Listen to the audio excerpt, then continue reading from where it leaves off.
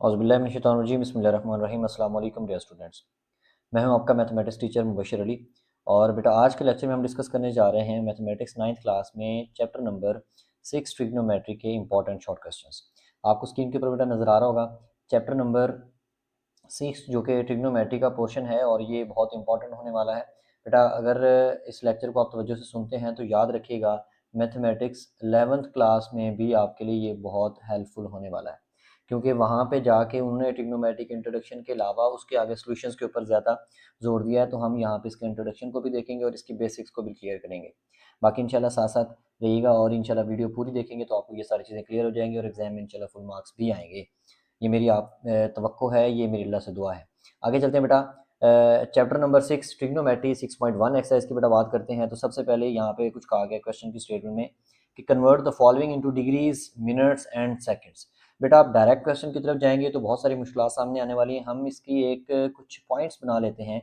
हमारे पास एंगल के जो बेसिक यूनिट्स हम मेजर करते हैं डिग्री के सब यूनिट्स के तौर पे डिग्री, फिर आता है मिनट्स और इसको एम प्राइम के साथ मतलब जस्ट प्राइम के साथ डिनोट करते हैं और फिर उसके बाद आता है सेकंड्स।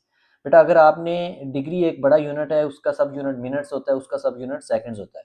अगर आप बेटा डिग्री को मिनट्स में कन्वर्ट करते हैं तो कभी भी आपने डिग्री को मिनट में कन्वर्ट करना हो तो बेटा आप मल्टीप्लाई करेंगे 60 के साथ और ऊपर यूनिट कौन सा लिखा जाएगा जिसमें आप कन्वर्ट करना चाह रहे हो। यहाँ पे एक ये स्टेटमेंट लिखिए 1 degree is equal to 60 minute. आप कह सकते हैं कि 1 डिग्री के अंदर 60 मिनट होते हैं। तो अगर आपके पास 2 डिग्रीज हो जाएं तो फिर उसमें कितने मिनट्स हो जाएंगे? आप उसको 2 से फर्दर मल्टीप्लाई कर लेंगे तो आंसर आ जाएगा 120 मिनट्स। मतलब ये हुआ कि जितने डिग्री बनाने होंगे उतने 60 के साथ क्या हो जाएंगे? मल्टीप्लाई हो जाएंगे। तो वही बात, डिग्री को मिनट में कन्वर्ट करना तो 60 के साथ मल्टीप्लाई किया जाएगा। सेम इसी तरह से जो 1 मिनट होता है उसमें 60 सेकंड होते हैं। जैसे आप वॉच को देखें ना तो आपको ये चीज़ क्लियर हो जाएगी। आर के तौर पे डिग्री को यूज़ कर लें, मिनट्स और सेकंड सेम वही चीज़ रहने दें। तो अगर आपने 2 मिनट्स बनाने हों तो आप इसको 2 से मल्टीप्लाई करेंगे 60 को और आपका पास आंसर आ जाएगा 120 सेकंड्स। तो 2 मिनट में 120 सेकंड होते हैं, ये बात आप जानते हैं। अब इसी तरह से जब मिनट्स गिवन हो और आप सेकंड में जाना चाह रहे हैं तो आप उसको मल्टीप्लाई कर लिया करेंगे 60 सेकंड्स के साथ। याद रखिएगा जिसमें कन्वर्ट करना यूनिट वही आएगा। अब सबसे बड़ी बात, अगर आप डायरेक्ट डिग्री से सेकंड में आना चाह रहे हैं तो फिर आप किससे मल्टीप्लाई करेंगे? आप मल्टीप्लाई करेंगे 3600 सेकंड्स को, तो ये डिग्री से डायरेक्ट सेकंड में चला जाएगा। अब बेटा नेक्स्ट बात करते हैं हम कि अगर आपके पास कुछ इस तरह से स्टेटमेंट उल्टा हो जाती है, सेकंड्स आपको गिवन है और आपने उसको मिनट्स में कन्वर्ट करना है। अब हम छोटे यूनिट को बड़े यूनिट में कन्वर्ट करना चाह रहे हैं तो छोटी वैल्यू को बड़ी वैल्यू बनाना हो तो वो फर्दर पॉइंट्स में चली जाएगी। तो अब आप इसको किससे मल्टीप्लाई करेंगे? आप मल्टीप्लाई करेंगे 1/60 के साथ। अब यूनिट की बात करें तो जिसमें कन्वर्ट करना चाह रहे हैं वो यूनिट लगाया जाएगा। बिल्कुल इसी तरह से आगे मूव करें तो जब आप मिनट से डिग्री में जाना चाह रहे हैं, देख लेना 1 मिनट, अगर यहाँ से 1 मिनट में बनाऊं तो 1 मिनट बराबर होगा 1 डिग्री/60। इसका मतलब 1 मिनट में वो छोटे से डिग्री बनेगा, एक बहुत माइनर सा डिग्री बनने वाला है। तो मिनट से जब डिग्री में जाएंगे तो बेटा आप मल्टीप्लाई करेंगे 1/60 डिग्रीज के साथ। बिल्कुल इसी तरह से डायरेक्ट अगर मूव करना हो यहाँ से यहाँ तक, सेकंड से डिग्री में जाना हो तो फिर आप बेटा मल्टीप्लाई करेंगे 1/3600 और किस में जा रहे हैं? डिग्री में जा रहे हैं तो यूनिट ऊपर डिग्री का आएगा। तो ये पॉइंट्स कुछ आपने बेटा याद रखने और आगे क्वेश्चन में हमारे लिए बहुत हेल्पफुल होंगे। अब ये हमारे पास टोटल एक डिग्री पॉइंट्स में गिवन था, हमें कहा गया था डिग्री मिनट और सेकंड में कन्वर्ट करें। तो आपने बेटा इसको ब्रेक करना है। अब ब्रेक करने का तरीका मैं आपको थोड़ा सा क्लियर कर दूं। हम लोग अक्सर पढ़ते होते हैं ना 1 प्लस 0.5, तो बेटा मैं इसको लिख सकता हूँ 1.5। मतलब ये हुआ कि जब आपके पास दो टर्म्स ऐड हो रही होती है तो इंटेग्रल पार्ट इंटेग्रल के साथ अलग ऐड होता है। अब इसकी इंटेग्रल कौन सा है? 0 है। इसका इंटेग्रल कौन सा? 1। तो 1 और 1 हो जाएगा और डेसिमल के साथ डेसिमल, तो वो पॉइंट आ जाएगा। अगर मैं इसको ब्रेक करना चाहूँ तो इंटेग्रल अलग किया जा सकता है और पॉइंट डेसिमल जो है वो अलग किया जा सकता है। बिल्कुल इसी तरह से 123 डिग्री अलग कर लिया जाएगा, 0.456 डिग्री हमने बेटा अलग कर दिया। अब एग्जैक्ट डिग्री अलग रहेंगे। अब जो बाकी पॉइंट्स में डिग्री आ रहे हैं वो हम किस में कन्वर्ट कर लेंगे? वो छोटे छोटे मिनट्स में कन्वर्ट हो जाएंगे। तो 0.456 डिग्री है। अब डिग्री से मिनट में जाना है तो डिग्री से बेटा मिनट में जाने के लिए हम कॉन्सेप्ट पढ़ चुके हैं कि 60 मिनट के साथ क्या करना होता है? मल्टीप्लाई। और जैसे बेटा मल्टीप्लाई करेंगे तो वो किस में कन्वर्ट हो चुका होगा? मिनट्स में कन्वर्ट हो चुका होगा। फर्दर मूव करें बेटा, जब आप इसको मल्टीप्लाई कर लिया, ये कैलकुलेटर से आप बेटा मल्टीप्लाई करेंगे तो आंसर आ जाएगा 27.36 मिनट्स। अब इसमें से आपने फिर इसको ब्रेक कर लेना है। एग्जैक्ट मिनट्स अलग कर लिए जाएंगे और जो डेसिमल में मिनट्स आ रहे हैं वो अलग कर लिए जाएंगे। जो डेसिमल में बेटा मिनट्स आ चुके होंगे उनको आपने बेटा सेपरेट कर लेना है। अब उनको सेपरेट करेंगे तो कैसे बनेगा? यहाँ पे जब आप इसको मल्टीप्लाई करेंगे 60 के साथ तो आंसर आएगा 21.6 सेकेंड्स। अब इसको आपने इसमें अब सेकंड्स के बाद सब यूनिट हमने पढ़ा नहीं है, तो हम क्या करेंगे, इसको जस्ट 21 सेकंड्स तक छोड़ देंगे और ये हमारा रिक्वायर्ड आंसर बन जाएगा। सेम इसी तरह से बेटा नेक्स्ट पार्ट की बात कर लेते हैं। सेकंड पार्ट है, सेकंड पार्ट के स्टेटमेंट में कहा गया है 58.7891 डिग्री, और इसको बेटा हमने कन्वर्ट करना है डिग्री, मिनट और सेकंड। एक्जैक्टली वही पॉइंट, जो डिग्री वाला जो इंटेग्रल पार्ट है उसको सेपरेट किया जाएगा, जो डेसिमल पार्ट उसको सेपरेट किया जाएगा। डेसिमल पार्ट में जो डिग्री आ रहा है उसको हमने मिनट में कन्वर्ट करना है, तो 1 degree is equal to 60 minutes. तो इतने डिग्रीज को आपने कन्वर्ट करना, तो 60 के साथ मल्टीप्लाई करेंगे, वही कॉन्सेप्ट जो प्रीवियस क्वेश्चन में आपने देखा। 60 से बेटा मल्टीप्लाई किया, कैलकुलेट करेंगे, आपके पास आंसर आ जाएगा 47.346।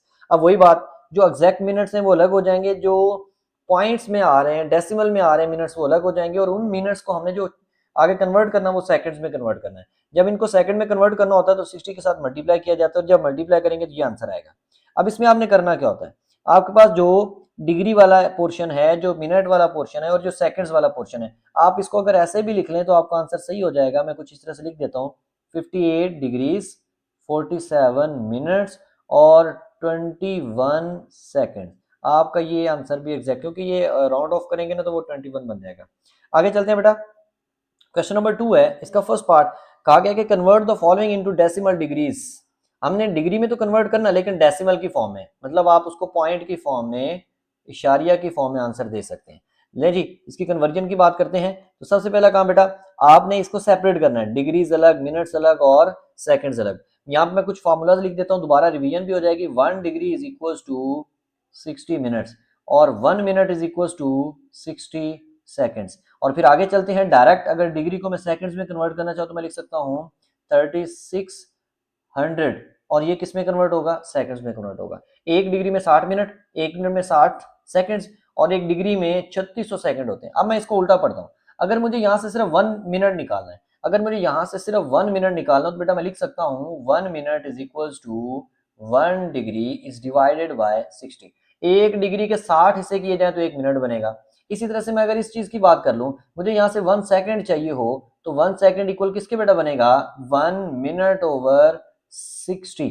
इसका मतलब ये है कि 1 मिनट के अगर मैं 60 हिस्से करूं, 1 मिनट को 60 पे डिवाइड कर दूं, 1 मिनट को 60 हिस्सों में डिवाइड कर दूं, तो मेरे पास क्या बन जाएगा, 1 सेकंड बन जाएगा। बेटा इसी तरह से सेम कॉन्सेप्ट, यहाँ से मुझे सिर्फ 1 सेकंड निकालना है, तो 1 सेकंड मालूम करने के लिए 3600 को मैं इधर डिवाइड कर लेता हूं, तो ये बनेगा 1 डिग्री इज डिवाइडेड बाय 3600। और इसका मतलब हुआ कि 1 डिग्री जो है, अगर उसके 3600 पार्ट्स किए जाएंगे तो वो एक सेकंड के इक्वल बनेंगे। अब ये कॉन्सेप्ट आपने बेटा याद रखना है। अब देखिएगा यहाँ पे 32 मिनट्स है, अब ये 32 मिनट्स है, तो मुझे क्या चाहिए, डिग्रीज चाहिए, क्योंकि उसने कहा था डिग्री में कन्वर्ट करें।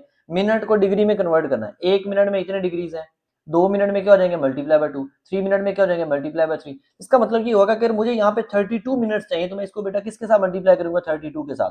सेम ये बात यहाँ पे लिखी है, 32 ओवर 60 बन जाएगा। अब सेकंड से डायरेक्ट बेटा जाना है हमने किस में, सेकंड से डायरेक्ट हमने जाना है डिग्रीज में, तो हम इसको 3600 के साथ मल्टीप्लाई करेंगे। यहाँ पे बेटा एक छोटी सी मिस्टेक है, इसको देख लीजिएगा, यहाँ पे होना था 36, ये प्रिंटिंग मिस्टेक है। अच्छा जी, मैं आपको ये पॉइंट दिखा भी देता हूँ। सेकंड से आपने जाना है डायरेक्ट डिग्रीज में, सेकंड से जब डायरेक्ट डिग्रीज में जाते थे तो हम किसके साथ डिवाइड करते हैं, 3600 के साथ। अच्छा जी, आगे मूव करते हैं बेटा। तो यही बात यहाँ पे जरा इसको देख लीजिएगा, बस ये मिस्टेक है, बाकी इसकी कैलकुलेशन नीचे जो की गई वो बिल्कुल एक्जैक्ट और एक्यूरेट की गई है। अच्छा जी, जब इनको बेटा डिवाइड किया तो आपके पास ये डेसिमल में डिग्री सारे आगे सबको ऐड करेंगे, तो यहाँ पे डिग्री का यूनिट और ये हमारा रिक्वायर्ड आंसर आ जाएगा। ले जी, ये क्वेश्चन इस तरह से मुकम्मल हुआ। आगे चलते हैं, नेक्स्ट पार्ट है जी सेकंड पार्ट। इसकी स्टेटमेंट में कहा गया, और से देखिएगा इसको, इसमें कहा गया 42 डिग्रीज है, 18 मिनट्स है और 45 सेकंड्स है। फिर वही क्राइटेरिया, फिर वही बात, गौर से समझना आपने। इस चीज को यहाँ पे लेकर आए तो ये इक्वल बनेगा 1 ओवर 3600 डिग्रीज, वही बात है। अच्छा जी, हमने तमाम पॉइंट्स को कन्वर्ट करना है डिग्रीज में, ये हमारा क्वेश्चन है, किसको डिग्री में कन्वर्ट करें। 42 तो ऑलरेडी डिग्री में, 18 मिनट्स में, तो मिनट से डिग्री में जाने के लिए क्या करते हैं, इसको 48 से ऐसे में मल्टीप्लाई करूंगा, तो एक्जैक्टली मेरा 48 यहाँ पे भी आ जाएगा। अच्छा जी, 45 सेकंड्स है, तो 1 सेकंड जो है इतने के बराबर है, तो अगर मेरे पास 45 सेकंड्स हो जाए तो 45 से मल्टीप्लाई करेंगे तो यहाँ पे भी क्या आ जाएगा, 45। और यही सेम फिगर आप यहाँ पे देख सकते हैं कि आपको वही नजर आ रही होगी, 45 ओवर 3600 एंड 18 ओवर 60। कैलकुलेटर से बेटा डिवाइड करें, ये आंसर ये रहा, इसको डिवाइड किया तो ये आंसर, तमाम जो डेसिमल की फॉर्म में डिग्रीज आ रहे हैं ऐड करेंगे तो ये हमारा बेटा रिजल्ट आ जाएगा। अब आगे क्वेश्चन की तरफ जाने से पहले मैं आपको दो बातें यहाँ पे बताना चाहूंगा। पहली बात तो ये है कि अगर आपके पास यूनिट एक डिग्री है और एक यूनिट है रेडियन, गौर से बेटा बात समझिएगा, आप डिग्री को कन्वर्ट करना चाहते हैं रेडियन में, तो आपने मल्टीप्लाई करना है पाई ओवर 180 के साथ। एक बात। दूसरी बात, अगर आप रेडियन से डिग्री में जाना चाह रहे हैं तो फिर आप मल्टीप्लाई करेंगे 80 ओवर पाई के साथ। ये दो बातें आपने याद रखनी है। डिग्री से रेडियन में जाना है, याद रखिएगा बेसिकली जो हमारे पास पाई की फॉर्म में एंगल्स होते हैं वो रेडियन में होते हैं। इसका मतलब डिग्री को रेडियन में कन्वर्ट करना तो उसके साथ पाई होना चाहिए, तो इसलिए पाई से मल्टीप्लाई किया हुआ है, ये बात याद रखिएगा। और डिग्री में रेडियन नहीं होता, तो इसलिए आप अगर कोई भी एंगल आपको पाई बाय 2 गिवन है तो ये रेडियन में गिवन है। ये बात बहुत इंपॉर्टेंट है और इसी में सारा पॉइंट आपका मौजूद होगा। पाई बाय 2 बेसिकली रेडियन में है। किसमें है बेटा? रेडियन में। और रेडियन में पाई होता है। जब हम इसको डिग्री में कन्वर्ट करना चाह रहे हैं तो डिग्री में रेडियन पाई नहीं होता। इसका मतलब ये हुआ कि हम इसको डिवाइड किसके साथ करेंगे? पाई। और इसका बेसिक यूनिट कौन सा आ जाएगा? साथ 180 डिग्री। तो ये इसके साथ कैंसिल होने के बाद कुछ ना कुछ आंसर देगा। तो यही बात आपने याद रखनी है। और आगे चलने बेटा लिखा हुआ है convert the following into radiance. और यही बात मैं पहले आपको बता चुका हूं कि रेडियन में तब्दील करने के लिए पहले मुकम्मल तौर पर किस में होना चाहिए बेटा? डिग्री में होना चाहिए। अगर आपके पास एंगल डिग्री में है तो आप उसको बड़ी आसानी से रेडियन में कन्वर्ट कर सकते हैं। किस तरह से? जस्ट पाई ओवर 180 के साथ क्या कर दिया जाएगा? मल्टीप्लाई कर दिया जाएगा। आगे मूव करते हैं बेटा। 36 डिग्रीज है और हमने इसको कन्वर्ट करना रेडियन में, तो फिर वही कॉन्सेप्ट क्या मल्टीप्लाई किसके साथ कर रहे होंगे? पाई ओवर 180 के साथ। इसको आप क्या कैंसिल कर लें, आप इसको 18 के साथ कैंसिल कर लें। 18 2 जा 36, 18 10 जा 180। अब फिर इसको कैंसिल कर लें 2 और यहाँ पे ये आपके पास कैंसिल होगा तो 5 आ जाएगा। ये आ जाएगा पाई ओवर 5 रेडियंस। और मैं आपको एक यहाँ पे एमसीक्यू भी बता दूं, 1 डिग्री इज इक्वल टू पाई और 180। और अगर मैं इसको पाई की जगह पे 3.14 पुट कर दूं डिवाइडेड बाय 180 कर दिया जाए तो ये आंसर बनेगा 0.0174 अप्रोक्सीमेटली, कुछ इस तरह से आंसर बनता है। और ये एमसीक्यू में आपने पॉइंट याद रखना है बेटा। याद रखिएगा कि आपके पास जो डिग्रीज 1 डिग्री होता है, इसकी वैल्यू किसकी इक्वल होती है? इसकी वैल्यू 0.01744। तो अप्रोक्सीमेटली आप इसको 5 कह लें या 4 कह लें, तब भी आपका क्वेश्चन बिल्कुल सही होगा। और ये एमसीक्यूज के लिए बेटा पॉइंट याद रखना है। ले जी आगे मूव कर रहे हैं बेटा। 22.5 डिग्री एक्जैक्टली डिग्रीज में है। आप इसको अगर डेसिमल से हटा लें, फ्रैक्शन में कन्वर्ट कर लें तब भी सही, अदरवाइज आप डायरेक्ट पाई और 180 से मल्टीप्लाई करेंगे, क्वेश्चन आपका बिल्कुल सही कंसीडर किया जाएगा, बिल्कुल भी गलत कंसीडर नहीं किया जाएगा। आपने इसका पॉइंट खत्म किया, आपको पता होना चाहिए अगर कहीं पे लिखा हुआ है 1.55 लिखा हुआ है, इसका पॉइंट आपने रिमूव करना है तो आप लिखेंगे 155। जहां पे पॉइंट था वहां पे 1 लगाया जाएगा, जितने आगे डिजिट्स आ रहे हैं उतने जीरो लगा दिए जाएंगे तो पॉइंट उसका रिमूव हो जाता है। सेम कॉन्सेप्ट यहाँ पे अप्लाई किया, इसका पॉइंट खत्म किया तो यहाँ पे 10 आ जाएगा। अब कैलकुलेशन आपने करनी है, आप इसको कैंसिल कर रहे होंगे 5 के साथ, 5 2 पर 10, 5 चौका 20 और यहाँ पे 2 बच गया, 5 5 25, 45 बटे 2। अब 45 को आप कैंसिल कर सकते हैं 9 के साथ। 9 यहाँ पे मैं अगर कैंसिल कर लूं 5 के साथ, सॉरी इसको कैंसिल किया जा रहा है, 5 9 45, 5 3 15, 15 और यहाँ पे 3 बच जाएगा, 0 मिलेगा तो 30 हो जाएगा, 6 5 30। अब उसके बाद फिर 9 के साथ कैंसिल किया जा सकता है, 9 एक बार, 9 और 9 4 36। ये मैं आपको इस तरह से बता रहा हूँ ताकि आपके कैलकुलेशन में कोई मिस्टेक ना रहे। अच्छा जी, उसके बाद आप ये नीचे ऊपर आपके पास बचेगा 1 पाई और नीचे बच जाएगा 2 और 4, तो ये आपके पास आंसर आ जाएगा पाई ओवर रेडियन और ये हमारा रिक्वायर्ड रिजल्ट होगा। ले जी आगे मूव कर रहे हैं बेटा।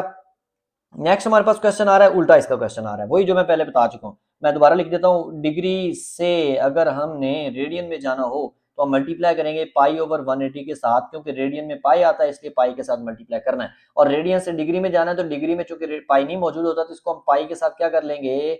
डिवाइड कर लेंगे, तो वो पाई उसके साथ रिमूव हो जाएगा। अब देखिएगा जरा, यहाँ पे रेडियन में है और रेडियन में पाई नजर आ रहा है, हमने क्या करना है? उसको डिग्रीज में कन्वर्ट करना है बेटा। अच्छा, जरूरी नहीं होता कि हर रेडियन के साथ पाई नजर आ रहा हो, जैसे बाजू का ऐसे भी हो जाता है 1/2 रेडियन एंगल है, तो इसको जरूरी नहीं कि पाई नजर आए तो फिर ही रेडियन है, वो सारी यूनिट ऑलरेडी लिख सकता है। इसका मतलब अंडरस्टूड है रेडियन है, और रेडियन है तो इसको रिमूव करना है तो आप इसको क्या करेंगे? इसको आप मल्टीप्लाई कर लेंगे 180 ओवर पाई के साथ। जी बेटा नेक्स्ट मूव कर रहे हैं। 11 पाई ओवर 5 रेडियन आ रहा है तो इसमें से आपने क्या करना है? डिग्री में कन्वर्ट करना है, तो पाई रिमूव करना चाह रहे हैं तो इसमें से आप पाई के साथ डिवाइड कर लेंगे, तो यहाँ पे ये पाई ये इसके साथ कैंसिल हो जाएगा, 5 का टेबल पढ़ेंगे 36 आ जाएगा और इन दोनों को मल्टीप्लाई करने के बाद हमारा रिक्वायर्ड रिजल्ट बन जाएगा। सिंपल सी कैलकुलेशन आप आसानी से कर सकते हैं और मोस्ट इंपॉर्टेंट एमसीक्यू ये बनने वाला है, शॉर्ट क्वेश्चन बनने वाला है।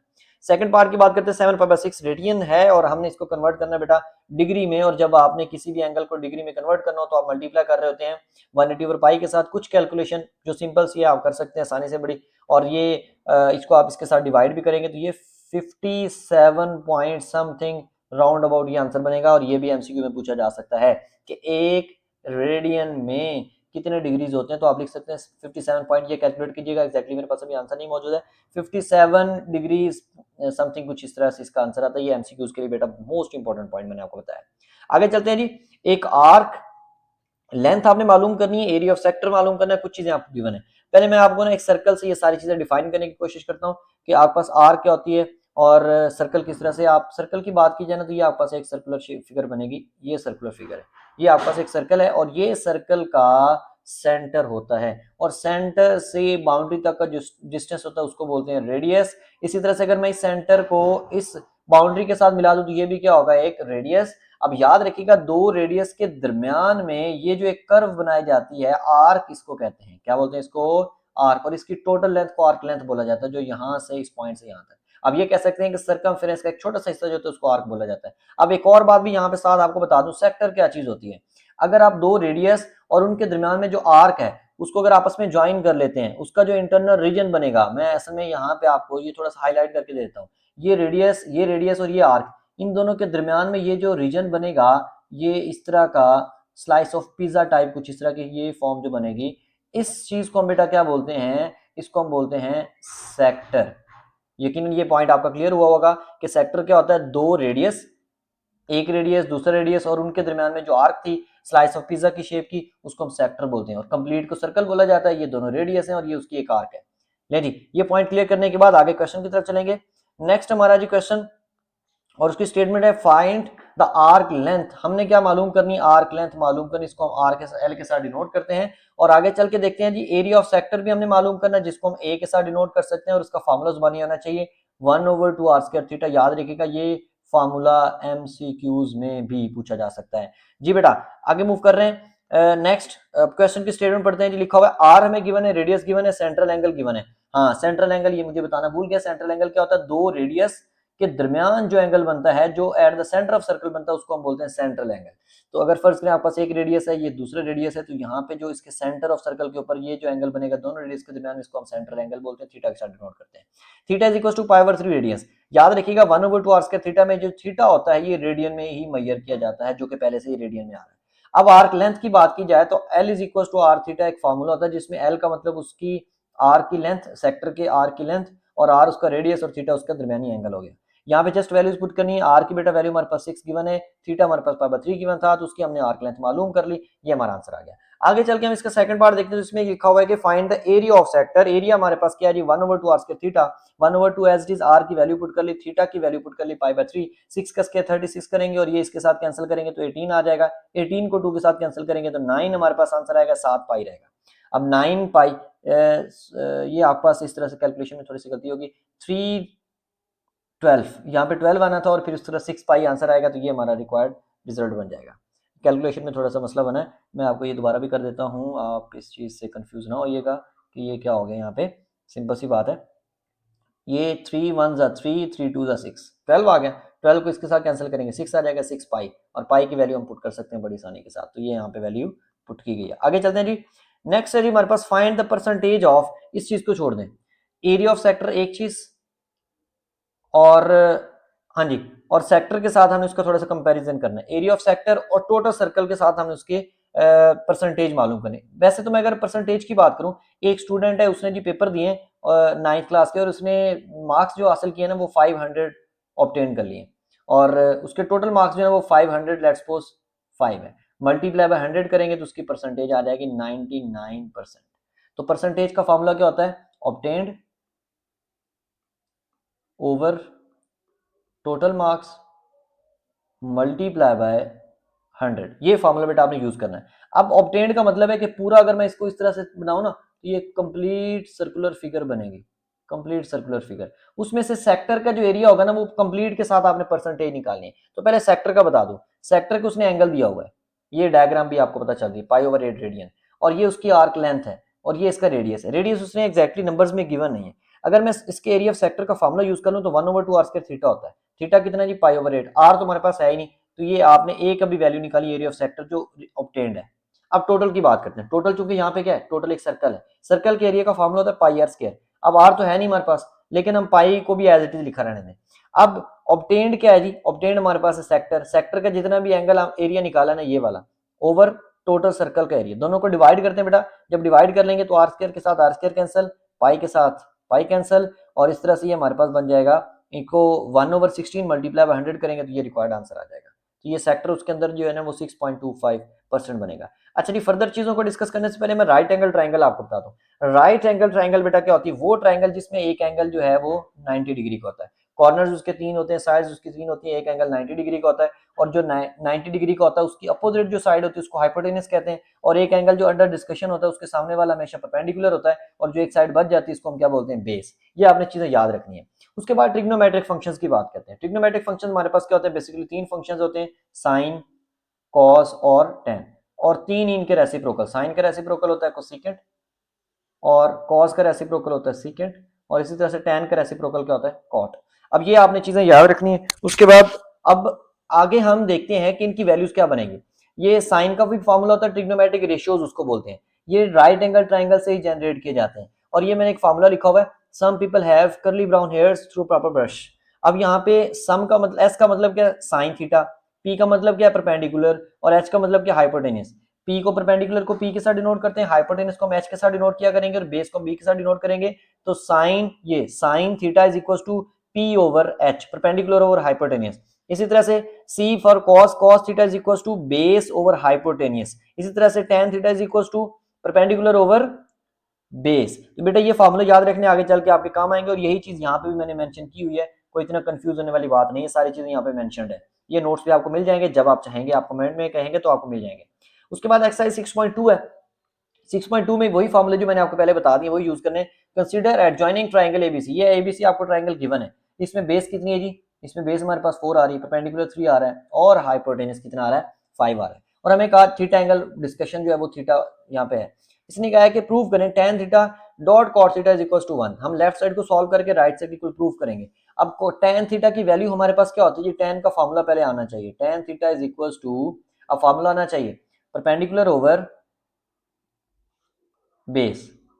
अब परपेंडिकुलर यहाँ पे कितना आ रहा है, 3 आ रहा है, बेस कितनी आ रही है, 4, इसका आंसर क्या बन जाएगा, 3/4। अब हम बात करते हैं cot थीटा की। मैंने आपको बताया कि tan का रेसिप्रोकल क्या होता है, cot। अब cot क्या बनेगा फिर, बेस ओवर परपेंडिकुलर। अब बेस कितनी आ रही, 4, परपेंडिकुलर कितना आ रहा है, 3, तो ये बेटा इसके साथ कैंसिल, ये इसके साथ कैंसिल, और हमारे पास आंसर क्या आ जाएगा, 1। और यही हमने प्रूव करना था, left hand side is equal to right. अब पैथागोरस थ्योरम क्या होता है, पैथागोरस थ्योरम एक ऐसा थ्योरम होता है जो कि राइट एंगल ट्राइंगल के ऊपर अप्लाई किया जाता है। एक मैथमेटिशियन था पैथागोरस, उसने ये इसके ऊपर ना स्टेटमेंट बनाई थी, तो उसके नाम से इसको पैथागोरस थ्योरम कहा जाता है। अगर आपके पास कोई सी 2 साइड का स्क्वायर लिया जाए और उनको ऐड किया जाए तो वो थर्ड साइड के स्क्वायर की इक्वल आ जाए, मतलब बेस का स्क्वायर करें, परपेंडिकुलर का स्क्वायर करें, दोनों को ऐड कर दें और तीसरी साइड के स्क्वायर की इक्वल आंसर आ जाए तो उसको बोलते हैं पैथागोरस थ्योरम। ये बेटा स्टेटमेंट आपने याद रखनी है, ये शॉर्ट क्वेश्चन में आ सकती है और इवन एमसीक्यूज में भी आ सकती है। 6.3 का क्वेश्चन नंबर 8 की बात करते हैं। क्वेश्चन नंबर 8, अच्छा याद रखिएगा, फिर बता रहा हूँ, ये जो क्वेश्चन की नंबरिंग की गई है, ये नंबरिंग थ्रू आउट नंबरिंग की गई है, ना कि एक्सरसाइज के अंदर से क्वेश्चन नंबर 8 की बात की जा रही है। ये ओवरऑल जो 1 2 3 4 5 टोटल क्वेश्चन इस चैप्टर में से निकालेंगे, 10-12 क्वेश्चन निकालेंगे, इंपॉर्टेंट क्वेश्चन, उसी की बात की जा रही है। If theta lies in first quadrant, लो जी, फर्स्ट क्वाड्रेंट की बात करें तो यहाँ पे कुछ चीजें पहले डिस्कस कर लेनी चाहिए। मैं आपको यहाँ पे क्लियर कर देता हूँ कि ये आपके पास है जी XY plane, Cartesian plane, rectangular coordinate system. मैंने 3-4 नाम दिए आपको। एक्स एक्सिस है ये वाला, ये आपके पास है बेटा वाई एक्सिस, एक्स एक्सिस की ये नेगेटिव साइड और ये वाई एक्सिस की नेगेटिव साइड। ये ओरिजिन है, यहाँ पे दोनों वैल्यू 0 0 होती है, इधर एक्स पॉजिटिव होना शुरू हो जाता है, ऊपर वाई पॉजिटिव, नीचे वाई नेगेटिव, लेफ्ट साइड में एक्स नेगेटिव हो जाता है। अब कोऑर्डिनेट्स टोटल कितने होते हैं, फर्स्ट क्वाड्रेंट बेटा, सेकंड क्वाड्रेंट, आगे चलेंगे ये आपका थर्ड क्वाड्रेंट, आगे चलेंगे तो ये फोर्थ क्वाड्रेंट। एंटी क्लॉकवाइज हम क्वाड्रेंट्स की डिवीजन की बात करते हैं। फर्स्ट क्वाड्रेंट में थ्रू आउट तमाम फंक्शंस क्या होते हैं, पॉजिटिव, और सेकंड क्वाड्रेंट में क्या होता है जी, साइन तो पॉजिटिव होता है, और जहां पे साइन पॉजिटिव है तो उसका रेसिप्रोकल भी पॉजिटिव होगा। आगे चलते हैं, और यहाँ पे क्या होगा, टेन पॉजिटिव, और यहाँ पे कॉस पॉजिटिव। बेटा याद रखिएगा, जहां पे साइन पॉजिटिव होगा, अंडरस्टूड है, उसका रेसिप्रोकल कोसेकेंट भी क्या होगा, पॉजिटिव, और जहां पे साइन नेगेटिव होगा, अंडरस्टूड है, उसका रेसिप्रोकल भी क्या होगा, नेगेटिव होगा। सेम बाकी फंक्शंस के लिए भी यही बात है। थीटा फर्स्ट में है तो इसका मतलब सारे के सारे फंक्शन क्या होंगे, पॉजिटिव होंगे। अगली बात करते हैं, find remaining trigonometric ratios of theta cot theta में गिवन है। अब कॉट का बेटा फार्मूला याद करते हैं पहले। कॉट थीटा बराबर होता है जी परपेंडिकुलर, अभी मैंने पिछले क्वेश्चन में किया भी है, ओवर बेस। अब परपेंडिकुलर हमारे पास कितना है, इसमें से देख लें, 3 का स्क्वायर रूट परपेंडिकुलर हो जाएगा, और जो हमारे पास बेस है वो 2 स्क्वायर रूट हो जाएगी, ये मैंने अलग से पहले ही कर दिया। अब पैथागोरस थ्योरम यूज करें और तीसरी साइड मालूम कर लें। क्यों मालूम कर रहे हैं भाई, जरूरत क्यों पड़ी? क्योंकि हमारे पास अगर मैं साइन थीटा की बात करूं ना, तो साइन थीटा बराबर होता है परपेंडिकुलर ओवर हाइपोटेनस। तो मेरे पास हाइपोटेनस होगा तो मैं साइन मालूम कर पाऊंगा ना। हमें तो बाकी सारी रेशियोज निकालनी है, sine cos tan cosecant second सारी वैल्यूज मालूम करनी है। तो मुझे साइन मालूम करने के लिए हाइपोटेनस चाहिए, और इसी तरह से बाकी वैल्यूज के लिए भी सेम क्राइटेरिया होगा। मुझे कॉस चाहिए तो तब भी हाइपोटेनस चाहिए होगा। तो हाइपोटेनस मालूम करने के लिए पैथागोरस थ्योरम यूज किया। Hypotenuse square is equals to base plus perpendicular, दोनों के स्क्वायर करेंगे, स्क्वायर स्क्वायर रूट कैंसिल हो जाएगा, स्क्वायर स्क्वायर रूट कैंसिल हो जाएगा, बाकी 3 + 2। हमें यहाँ पे हाइपोटेनस चाहिए, ऊपर स्क्वायर आ रहा है, इसका स्क्वायर रिमूव करने के लिए taking square root on both side करेंगे, हाइपोटेनस की वैल्यू हमारे पास 5 स्क्वायर रूट बन जाएगी। अब फार्मूले लगाते जाएं, साइन का फार्मूला, कॉस का फार्मूला, और जस्ट उसमें से तीनों वैल्यूज पुट करते जाएं, क्वेश्चन आपका सॉल्व हो जाएगा। आगे चलते हैं बेटा। नेक्स्ट है जी क्वेश्चन नंबर 9, और इसकी स्टेटमेंट में लिखा हुआ है साइन प्लस कॉस होल का स्क्वायर इज इक्वल टू, ये हमने प्रूव करना है। अब बेटा यहाँ पे दो फंक्शंस, लेफ्ट साइड की मैं बात करूंगा, दो फंक्शन आपस में प्लस हो रहे हैं, ऊपर स्क्वायर आ रहा है। तो एक फार्मूला होता है जी ए प्लस बी होल का square is equal to A square plus B square plus 2ab। ये आप लोग तीसरी क्लास से ही पढ़ना शुरू कर देते हैं कि ये फार्मूला क्या होगा। Sine square plus cos square plus sorry A square plus B square plus 2ab formula बनेगा, ये आपने याद करना है। तो यहाँ पे देखिएगा जरा, साइन प्लस कॉस होल का स्क्वायर होगा तो फार्मूला लगेगा ए का स्क्वायर प्लस बी का स्क्वायर प्लस 2ab। अब sine square plus cos square क्या चीज होती है? ये ट्रिग्नोमेट्रिक आइडेंटिटीज होती हैं। टोटल आपके पास ट्रिग्नोमेट्रिक आइडेंटिटीज जो होती है वो 3 है बेसिकली। पहली आइडेंटिटी ये आपके पास लिखी हुई है, दूसरी की मैं बात कर लेता हूँ। यहाँ पे 1 plus tan square theta is equals to secant square theta, और उसके बाद आता है 1 plus cot square theta is equals to cosecant square theta. बेटा आगे मूव करते हैं। Sine square plus cos square किसके इक्वल होता है बेटा? 1 के इक्वल होता है। तो यहाँ पे 1 पुट कर लेंगे तो 1 2 साइन थीटा। साथ साथ आप राइट साइड को भी देखेंगे तो राइट साइड की इक्वल आंसर बन चुका है, as left hand side is equal to right, hence proved. अब ये क्वेश्चन मोस्ट इंपॉर्टेंट है और ये एमसीक्यू में पूछा जा सकता है। Cos square theta minus sine square theta is equal to 2 cos square minus 1 लिखा हुआ है। अब कॉस स्क्वायर हमें लेफ्ट साइड को अगर मैं यूज करता हूँ ना, तो मुझे राइट साइड में सिर्फ कॉस स्क्वायर नजर आ रहा है। तो मतलब ये हुआ कि मुझे यहाँ पे साइन स्क्वायर चाहिए ही नहीं, तो मैं साइन स्क्वायर का फॉर्मूला यहाँ से बनाऊंगा। अगर मुझे यहाँ से साइन स्क्वायर चाहिए, नीचे लिखा हुआ है, अगर मुझे यहाँ से साइन स्क्वायर चाहिए तो मैं कॉस स्क्वायर को यहाँ से उठाऊंगा और इधर लेकर आ जाऊंगा, और इधर आके 1 में से क्या हो जाएगा? माइनस हो जाएगा। मतलब साइन स्क्वायर की वैल्यू बेटा किसके इक्वल बन गई? ये बन गई 1 माइनस कॉस स्क्वायर थीटा। तो मैंने इस साइन स्क्वायर की जगह पे लिख दिया 1 माइनस कॉस स्क्वायर थीटा। अब ये जो माइनस है बेटा, ये थ्रू आउट मल्टीप्लाई करेगा। जब ये माइनस इसके साथ मल्टीप्लाई किया तो माइनस एस टी, माइनस ने माइनस से मल्टीप्लाई किया तो प्लस हो जाएगा। ये कॉस स्क्वायर और ये कॉस स्क्वायर मिलेंगे दोनों आपस में, चूंकि एक तरह के हैं, दोनों ऐड हो सकते हैं, तो आंसर आ जाएगा 2 cos square theta minus 1 which is equals to right hand side. यहाँ पे थोड़ा सा इसको कर लीजिएगा, प्रिंटिंग मिस्टेक है। यहाँ पे लेफ्ट हैंड साइड और यहाँ पे राइट हैंड साइड। वो नोट्स बनाते हो ना, फिर जरा हो जाती है मिस्टेक। चलिए कोई बात नहीं, क्वेश्चन नंबर 11 की तरफ चलते हैं। क्वेश्चन नंबर 11 की स्टेटमेंट लिखा 1 minus sine theta over cos theta is equal to this. हमने ये एक्सप्रेशन प्रूव करना है बेटा। हम राइट साइड को यूज करेंगे और लेफ्ट साइड को इक्वल प्रूव करेंगे, cos theta over 1 plus sine theta. अब रैशनलाइजेशन करना पड़ेगी, नीचे वाले का साइन चेंज करके 1 minus sine over 1 minus sine कर दीजिएगा। ऊपर वाले तो दोनों सेम आ जाने, इनमें कोई फर्क नहीं पड़ना।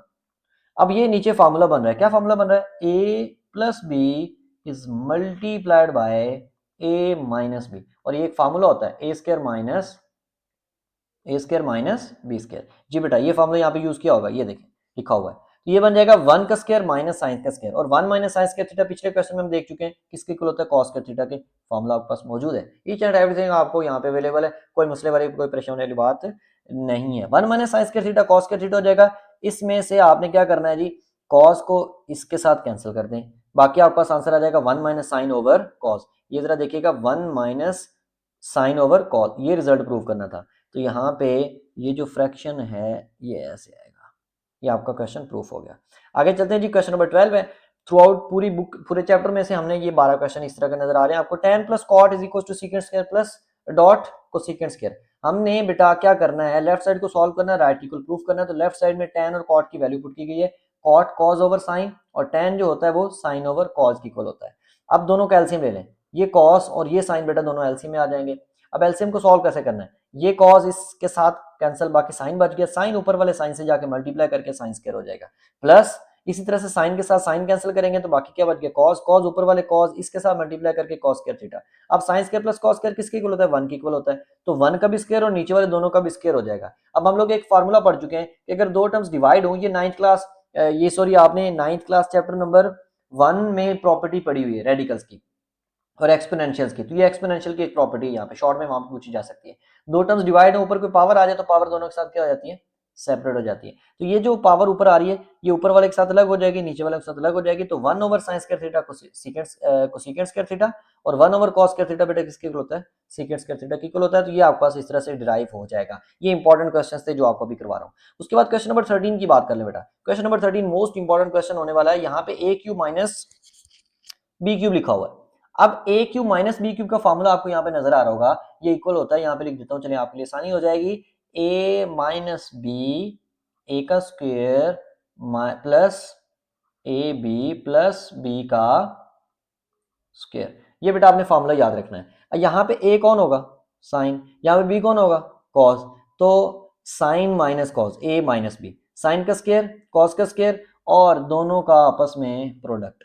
अब ये sine minus cos as it is हो जाएगा, sine square as it is हो जाएगा, ये वाला cos square as it is हो जाएगा, साइन डॉट कॉस सेम आ जाएंगे। अब sine square plus cos square previous question में यूज किया था 1 के इक्वल, और साइन डॉट कॉस सेम आ जाएगा और यही हमारी राइट हैंड साइड आ जाएगी। यकीनन बेटा यहाँ तक आप लोगों का क्लियर हो चुका होगा। ये आपको एक टेबल नजर आ रहा है और टेबल में लिखा हुआ है जी साइन की 0 के ऊपर वैल्यू, कैलकुलेटर से भी कर सकते हैं। साइन की 30 डिग्री, 30 डिग्री से मुराद रेडियन में पाई बाय 6 कहते हैं, उसको कैसे पता चलता है जी, थोड़ा सा हिंट बता दूं, मल्टीप्लाई बाय पाई ओवर 180 कर लें, 0 के साथ 0 काट दें, 3 6 18, तो आंसर क्या आ गया, पाई ओवर 6।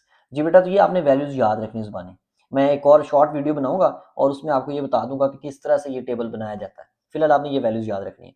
अब क्वेश्चन आ जाएगा 14 6.4 का, 2 sin 60 dot cos 60, 2 as it is, sine 60 की वैल्यू होती है 3 स्क्वायर रूट ओवर 2, टेबल से देखेंगे हम, sine 60 3 square root over 2, value put की, cos 60 की वैल्यू पुट की। अब ये एक 2 कैंसिल हो गया, 3 स्क्वायर रूट 1 से मल्टीप्लाई करके 3 स्क्वायर रूट 2 के अलावा बच गया, ये आंसर आ गया और ये रिक्वायर्ड।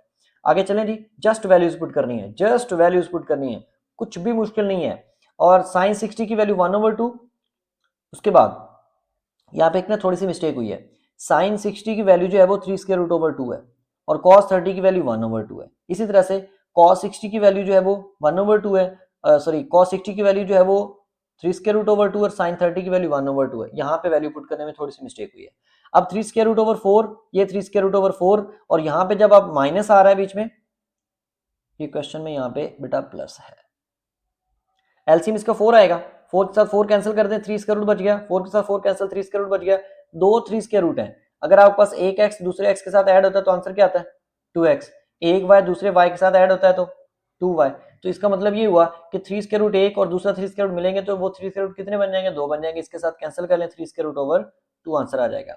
अब उसने बताया साइन 45 मतलब पाई बाय 4 है ना, तो पाई बाय 4 किसके इक्वल होता है, 45 डिग्री के इक्वल होता है। कैसे पता चलता है, ऐसे पता चलता है। इसको हम 180 ओवर, अगर 180 ओवर पाई के साथ मल्टीप्लाई कर लें तो पाई के साथ पाई कैंसिल, 4 4 जा 16, 4 5 जा, तो 45 डिग्री आएगा। cos 45 हो या sin 45, आंसर 1 ओवर 2 के इक्वल आता है। और हमने क्या करना है, इस एक्सप्रेशन को सॉल्व करना है। हमने sin cos 45 की वैल्यू पुट कर दी, sin 45 की बेटा वैल्यू पुट कर दी, 3 ने 1 से मल्टीप्लाई किया, 3 ओवर 2 स्क्वायर रूट और इसी तरह से 4 ओवर 2 स्क्वायर रूट, दोनों का बेटा एलसीएम ले लें 2 स्क्वायर रूट, 2 स्क्वायर रूट के साथ 2 स्क्वायर रूट कैंसिल कर दें, बाकी बच गया 3, 2 स्क्वायर रूट के साथ 2 स्क्वायर रूट कैंसिल, एलसीएम के साथ कैंसिल किया तो बाकी 4, 4 प्लस 3 कितना हो जाएगा, 7 ओवर 2 स्क्वायर रूट, ये आपका रिक्वायर्ड रिजल्ट हो जाएगा। आगे चलते हैं जी बेटा, 6.5 एक्सरसाइज है, क्वेश्चन नंबर 16 है। इसमें आपने पाइथागोरस थ्योरम और एक चीज और याद रखनी है कि ट्राइंगल के अंदर जितने भी एंगल्स होते हैं उनका सम जो होता है ना वो 180 की इक्वल होता है। कैसे होता है जी, इसको थोड़ा सा देख लेते हैं। ये आपके पास एक रेक्टेंगुलर शेप है, आपको पता है रेक्टेंगुलर का यहाँ पे एंगल कितना होता है, 90, यहाँ पे कितना होता है 90, यहाँ पे कितना होता है 90, यहाँ पे कितना होता है 90। अगर मैं इसको इस कॉर्नर को इस कॉर्नर से मिला दूं तो ये एक डायगोनल बन जाएगा। क्या बन जाएगा, डायगोनल। अब इस डायगोनल ने बिल्कुल इसको दरमियान से काटा, तो यहाँ पे 90 की बजाय ये जो नीचे वाला एंगल बचेगा कितना होगा 45, ये नीचे कितना होगा 45। अब ये जो डायगोनल्स को मिलाया था हमने, मैं कलर चेंज करता हूँ तो आपको ये पॉइंट क्लियर हो जाएगा कि ये एक लाइन सेगमेंट डायगोनल के तौर पे, एक ये लाइन सेगमेंट और एक ये लाइन सेगमेंट, अगर इन तीनों को देखा जाए तो ये राइट एंगल ट्रायंगल बन रही है। इसमें एक एंगल 90 डिग्री का आ रहा है, ये 45 का आ रहा है और ये भी 45 डिग्री का आ रहा है। अगर मैं इनको ऐड कर लेता हूँ 90 डिग्री 40 डिग्री प्लस 45 डिग्री, इनको ऐड किया तो मेरे पास आंसर कितना आ जाएगा 180। तो आप कह सकते हैं ट्राइंगल के इंटरनल एंगल्स का जो सम होता है वो 180 डिग्री के इक्वल होता है। ये यहाँ पे आपने यूज भी करना है जी बेटा। 6.5 एक्सरसाइज में से क्वेश्चन निकालेंगे, ओवरऑल इसकी जो नंबरिंग बन रही है वो आपको नजर आ रही है। क्वेश्चन नंबर 16 है, find the values of x y z from the following right angle triangle. जबकि हमारे पास कुछ चीजें गिवन है, ये डायग्राम गिवन है। ए के ऊपर एंगल जो बन रहा है उसका कितना बन रहा है जी 45 डिग्री, इसको आप ऐसे लिख सकते हैं 45 डिग्री। बी के ऊपर एंगल कितना बन रहा है 90 डिग्री, क्लियरली नजर आ रहा है। तीसरा एंगल अभी मालूम करने वाला रहता है जो सी के ऊपर एंगल बनेगा, measurement angle at C, measurement angle at B, measurement angle at A. ये पढ़ने का तरीका है, इसको ऐसे पढ़ना आपने। और अगर मैं देखूं यहाँ पे इसके सामने ये वाला जो बन रहा है ये परपेंडिकुलर बन रहा है। अब मुझे हाइपोटेनियस जी चाहिए, मुझे बेस एक्स चाहिए, बाकी चीजें जो भी लिखी हैं वो आपने मालूम करनी है। अब तीनों एंगल्स का सम, ये तीनों एंगल्स का sum, measurement angle at A, at B and at C is equal to 180 होता है। अब ए का एंगल भी हमें पता है, बी का एंगल भी पता है, लेकिन हमने कौन सा मालूम करना है, सी मालूम करना है। दोनों ऐड होकर 180 में से माइनस होंगे तो आंसर कितना आ जाएगा 45 डिग्री। इसका मतलब ये हुआ कि मेरे पास ये वाला एंगल भी कितना होगा 45 डिग्री। अब अगर मैं इस एंगल के ऊपर इस जगह पे मैं फार्मूला लगा दूं साइन का, तो साइन का फार्मूला होता है परपेंडिकुलर ये वाला ओवर हाइपोटेनियस। हाइपोटेनियस कितना है जी, मुझे जी की वैल्यू यहाँ से मालूम करना पड़ेगी। जी मालूम करने के लिए मैं जी को इधर मल्टीप्लाई कर दूंगा और 2 स्क्वायर रूट को इधर मल्टीप्लाई कर दूंगा, तो G is equal to 6 square root answer आ जाएगा। अब मेरे पास हाइपोटेनियस भी आ चुका है कितना 6 स्क्वायर रूट, मेरे पास परपेंडिकुलर भी था, तो मुझे क्या चाहिए अब बेस चाहिए। अब बेस मालूम करने के लिए आप कॉस का फार्मूला लगा दें, आप पाइथागोरस थ्योरम लगा दें, ये आपकी मर्जी है। अगर मैं पाइथागोरस की चलिए बात करें तो ये आपको नजर आ रहा है ना, मैं पाइथागोरस की बात कर लेता हूँ। अगर मैं यहाँ पे हाइपोटेनियस का स्क्वायर लिख दूं, यहाँ पे मैं बेस का स्क्वायर लिख दूं, और फिर यहाँ पे क्या हो जाएगा बेटा परपेंडिकुलर का स्क्वायर हो जाएगा। अब हाइपोटेनस कितना है हमारे पास, हाइपोटेनस तो हम फाइंड कर चुके 6 स्क्वायर रूट, उसका क्या हो गया स्क्वायर। बेस कितनी है हमारे पास मालूम करनी है और उसका स्क्वायर आ गया, प्लस परपेंडिकुलर कितना था हमारे पास वो ऑलरेडी हमें गिवन था, वो 3 स्क्वायर रूट के इक्वल था, ऊपर स्क्वायर आ जाएगा। ये इसके साथ कैंसिल कर दें, ये इसके साथ कैंसिल कर दें, यहाँ से बचेगा 6 और ये 3 इधर आके माइनस हुआ और ये आ जाएगा बेस का स्क्वायर। अब बेस का तो ये स्क्वायर है, हमें बेस की वैल्यू चाहिए, तो b इज इक्वल टू यहाँ से 3 बचेगा और इस 3 के ऊपर क्या आ जाना square root, exactly the same answer. उसके बाद आगे चले बेटा, नेक्स्ट इसका सेकंड पार्ट है इसी तरह से, इसमें आपको बेस गिवन है, परपेंडिकुलर हाइपोटेनस मालूम करना है, एंगल उसी तरह से मालूम किया जाएगा। और कॉस के लिए आप फार्मूला लगाएंगे तो सेम फार्मूला सेम क्राइटेरिया, कोई उसमें डिफरेंस नहीं। हाँ 17 क्वेश्चन करने वाला है, इसमें वही कॉन्सेप्ट जो प्रीवियस क्वेश्चन में मैं बता चुका हूँ। आपके पास एक स्क्वायर शेप गिवन है, उसकी चारों साइड जो वो 60 की इक्वल है, जरी बात है स्क्वायर है तो उसकी चारों साइड बराबर होती है, 60 60 और 60। इसके डायगोनल की लेंथ मालूम करनी है, मतलब अगर मैं इनको आपस में ज्वाइन कर दूं तो यहाँ पे एंगल बनेगा 45 डिग्री, यहाँ पे एंगल बनेगा 45 डिग्री, ये भी 90, ये भी 90, जिसका मतलब ये होगा सॉरी यहाँ पे 90, ये परपेंडिकुलर ये बेस, तो ये वाला क्या बनेगा डायगोनल, क्या बनेगा ये हाइपोटेनियस बन जाएगा। मुझे हाइपोटेनियस चाहिए, दो साइड्स गिवन हो तीसरी साइड मालूम करनी हो तो पाइथागोरस थ्योरम जिंदाबाद होगा, हमने यही थ्योरम अप्लाई करना है और सिंप्लीफाई करने के बाद हमारे पास कुछ इस तरह से आंसर आ जाएगा। इसको आप हाइपोटेनियस कह लें या डायगोनल ऑफ स्क्वायर आपने मालूम करना था। तो इसी तरह से ये हमारा लेक्चर आज का खत्म होता है। मेरा पुत्र मेहनत करें, डट के मेहनत करें, कोई भी मसला मसाइल पेश आ रहा है तो वो लाजमी आप मेरे साथ शेयर करें। आपके पास व्हाट्सएप नंबर भी मौजूद है, उसके अलावा कमेंट सेक्शन भी आपके पास मौजूद है, लाजमी वहाँ पे आप क्वेश्चन पूछें, आपको इंशाल्लाह तमाम चीज़ें गाइड की जाएंगी। किसी किस्म का मसला भी हो लाजमी कीजिएगा। और उसके अलावा हमारे चैनल को लाजमी सब्सक्राइब करें, लाइक करें, और उसके अलावा आप अपने दोस्तों के साथ लाजमी इसको शेयर कीजिएगा ताकि हर आने वाली नई वीडियो आप तक भी पहुँचे, आपके दोस्तों तक भी पहुँचे और कोई भी बच्चा जो इससे रह ना जाए। और इसी तरह से इंशाल्लाह 10th में भी हम मजीद मेहनत करेंगे और सारे लेक्चर्स आपको थ्रू आउट, जारी बात है आपकी 9th की जो बुक है वो नई थी और आगे 10th में भी नई होगी, तो आपने बेटा अभी से मेहनत करनी है ताकि आगे चल के आपके लिए आसानी हो जाएगी। और इंशाल्लाह 10th क्लास के लेक्चर आपके लिए रिकॉर्ड किए जा रहे हैं और आपके पोर्टल के ऊपर सॉरी यूट्यूब चैनल के ऊपर जो है वो पोस्ट भी किए जा रहे हैं, साथ साथ उसको भी देखते रहिएगा। लेकिन अभी फिलहाल 9th के ऊपर अच्छे से मेहनत करें ताकि आप अच्छे मार्क्स से पास हो जाएं और इंशाल्लाह फिर 10th में मिलेंगे। इजाज़त दीजिए, अल्लाह हाफिज़।